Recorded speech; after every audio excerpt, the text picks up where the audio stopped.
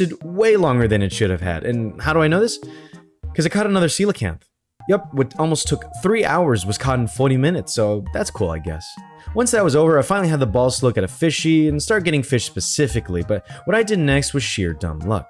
Instead of going after the crucian carp and koi, I thought I needed a brook trout for some reason, so I headed to the river to catch that, but what I ended up getting was a lot more interesting. Oh, what is that? What is that? Oh my god, what is that, dude? Oh, wait, what did we catch?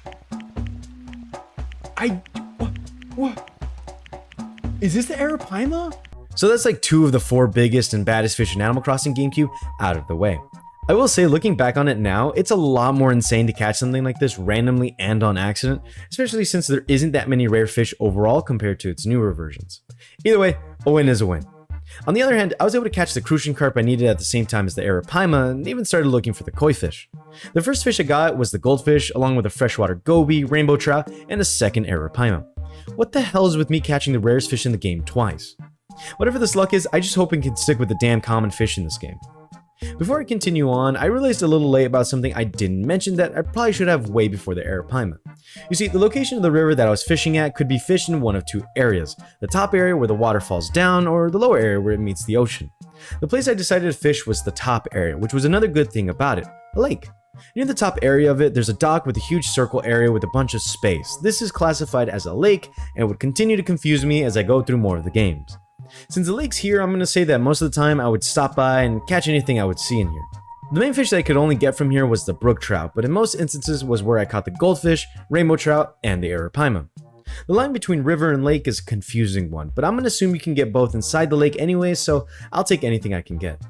The next thing I caught was the cherry salmon, which was inside the lake, which is why I mentioned the lake anyways.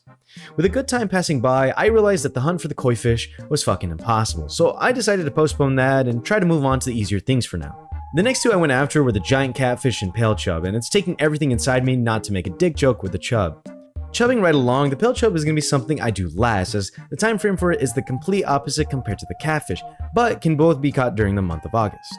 Another thing is that the catfish is only caught in the lake, so doing our normal routine of stopping by the lake area and catching anything is going to do us good. Luckily, it didn't take long before we got some new fish to add to our museum, as I was able to pick up a normal bass, a sweet fish, an angelfish, and even the giant catfish we needed. After leaving off those fish and exiting the museum, something caught my eye. What I thought were decorative ponds next to the museum was actually a real pond to fish in, and luckily, a fish spawned as I was leaving. What I got from it was a frog, which is one of 2 things that could actually spawn in there, but as I moved on to another one nearby, I got a second fish there, being the crawfish. With